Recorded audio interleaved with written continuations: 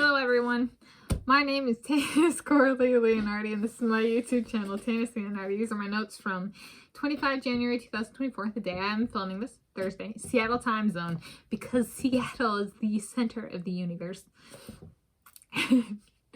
This is pages 81, I'm being serious, to pages 81 to 140, Do Androids Dream of Electric Sheep by Philip K. Dick. This is a 60 pages per day video note approach, because there's only 216 pages and I was going to do 80 pages a day, and I was like, well, that doesn't work out, because I thought we were going to break that into 3. Shouldn't I do like 80, 60, 80 or something?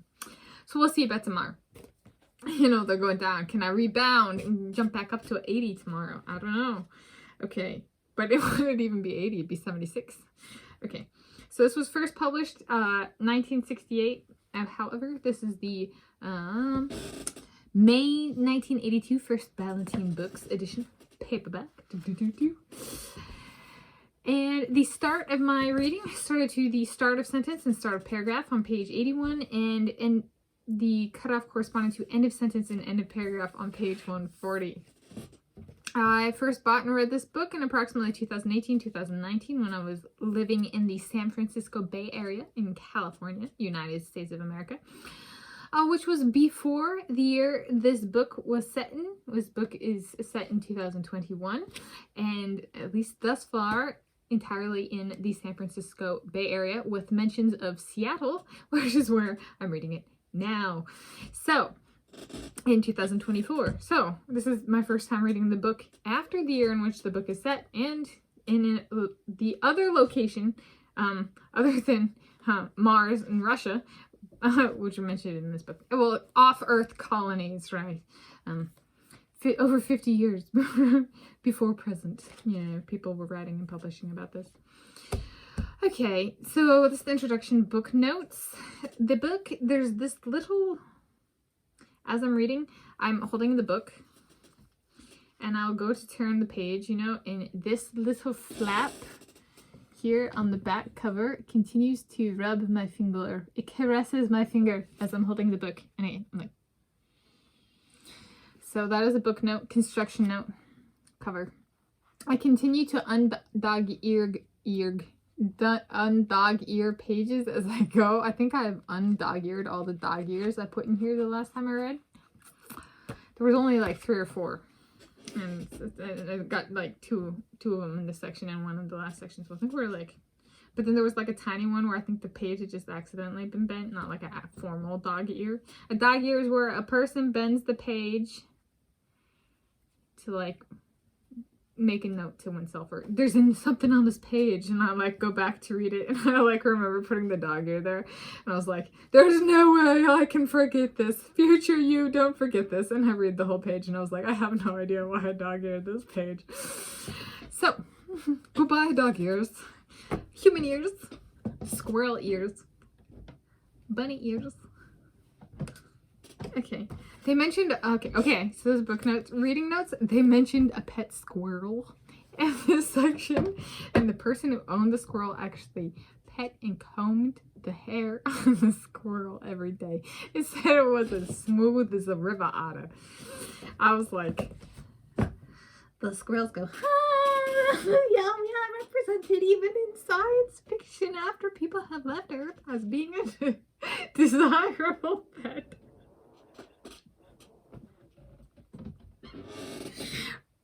Rodents rule the world. Okay. That's it. That's all the reading notes. Mic drop.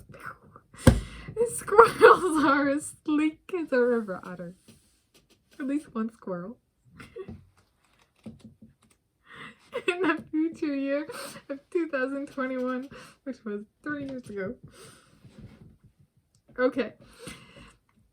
So this section starts off with going to the opera to get this humanoid robot, an android, and it doesn't go so well, and she calls in somebody who ends up themselves, well, essentially these humanoid robots, not how to summarize it, they've built themselves a little bubble, a little incubator of with fictitious headquarters that are real, but like they don't actually serve everybody, but they tell themselves that they serve everybody.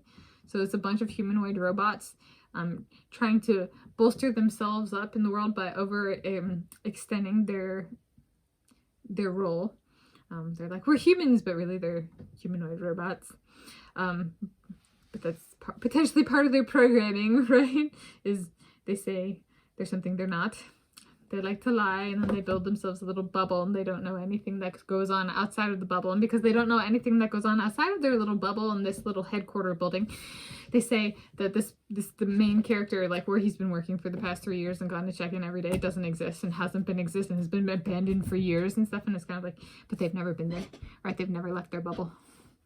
So, you know, like, which is like, you know, a bunch of like little, like, what's the glamour word for social circles like that of today? Cults, bubbles, right? Of communities that are so self-absorbed, they don't ever think to like even walk down the street to the real headquarters, you know, kind of thing. And so, yeah, so they just say, that's not real, that hasn't existed, and it has been abandoned for years, and it's the actual, you know, police headquarters. So, yeah, humanoid robots are interesting, androids. So that's kind of how that goes. And then the androids have infiltrated the police force, and so they end up killing one of those. And then one of the guys thinks, what if I'm an android? So he gets the test from the main character, who's a bounty hunter, who ends up questioning himself by the end of it all. Is like, what about me?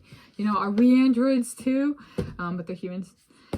And then, let's see, and then how does it end? Oh, there's this guy who lives in an abandoned building. Not the abandoned building that the androids lied about being in an abandoned building, right? No, this is an actual abandoned building, not an active police headquarters, with bounty hunters running around. There's this humanoid android, Rachel Rosen, who lies about her name and says she's Pris Stratton, which she left Mars and came back to Earth, kind of thing. And she, like, you know, is, how to describe the character's like one of those characters, it's one of those female types that, you know, has to be as pretty and as fashionable and appear as intelligent and well-read as possible, just to look smart and look good, and oh, can't we move in together, and don't I look good, and I'm gonna eat this peach or slice of peach or bowl of peaches, but not the whole thing, kind of type. And it's like, what was it? The social analogy would be like somebody who like, but she goes after this really easy guy. So like, who's potentially like in my social circuit, or who's a easy guy? Like, he won't mind if you say that, oh, I want to marry this guy, but he won't actually marry me. So I'm just gonna say I want to marry this guy. Which I always feel bad. Like, is that person? So like, let's say somebody they say they want to marry Harry Styles. All right, he's a really good person for that, in terms of like, a lot of women bring him up because they feel like safe, like he won't do anything. But I always kind of like wonder, I'm like, if the woman brings up somebody like that and it's not their soulmate, aren't they cheating if they do have a soulmate? Or maybe it's a way of proving that they don't have a soulmate, because their soulmate's not Harry Styles. And so I was just kind of what is he?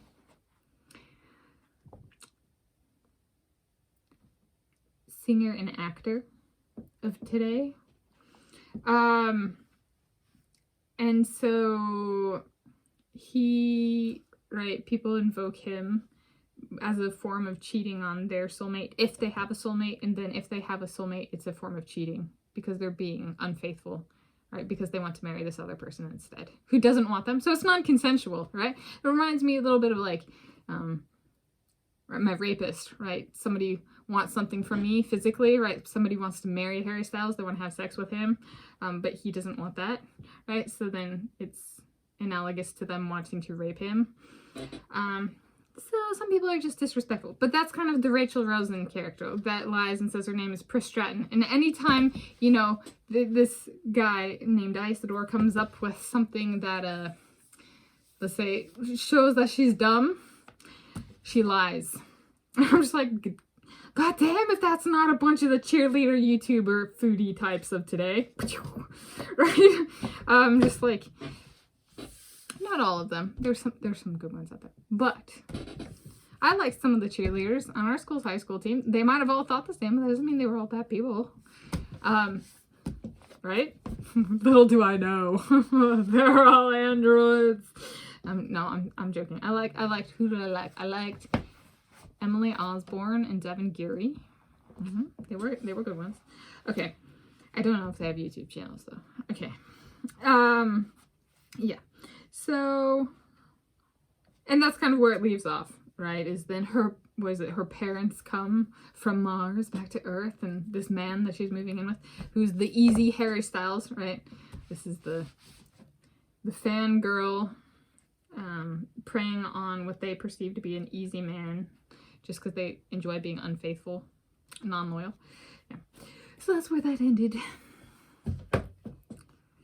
This is an easy read for me. This is easy for me to follow. In reading it, I would be curious if some people actually have difficulty understanding this book.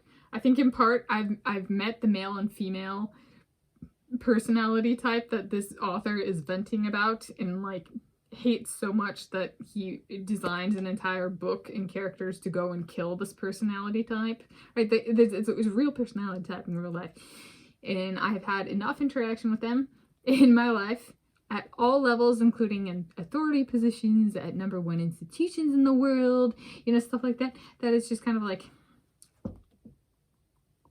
but if people haven't had that experience with them, and especially in cases where they just kind of abuse authority and just kind of unleash and get really easily heated, in in-person physical interactions and verbal interactions and stuff,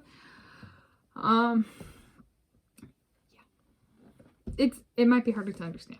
But per my life experience, this is a pretty easy book to follow.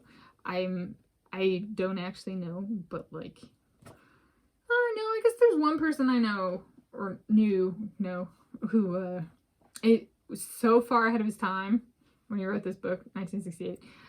Like to this date, a lot of the things he's talking about still haven't been achieved.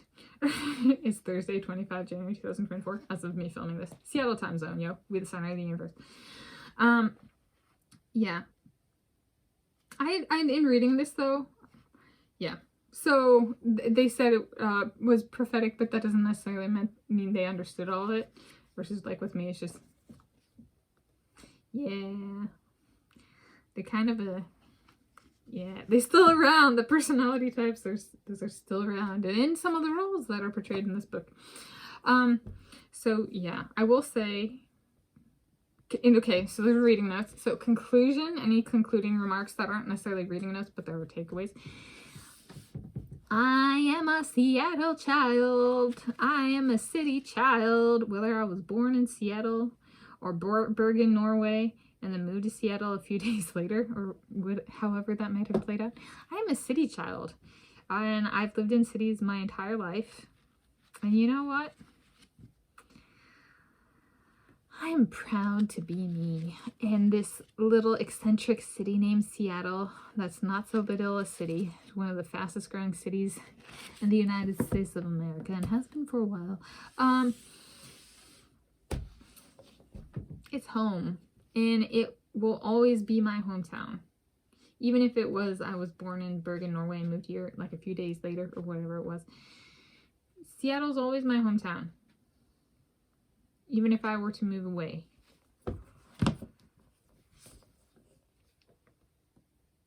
This stuff, man. We're just weird over here. I love my home. Alright. And I love my hometown. I love my American hometown if we even have to go that far. Yeah. I'm Tanis Coralee Leonhardi. This is my YouTube channel, Tanis Leonhardi. Thank you for joining me.